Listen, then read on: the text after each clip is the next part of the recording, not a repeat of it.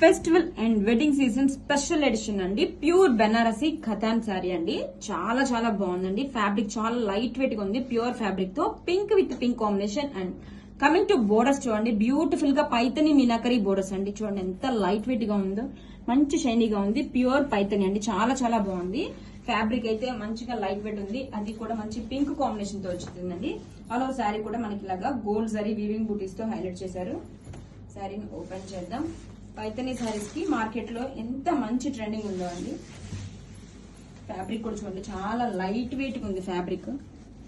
Gold zari బూటీస్ తో and shoulder border, మనకి shoulder border కూడా చూడండి ఎంత గ్రాండ్ గా ఇచ్చేసారు.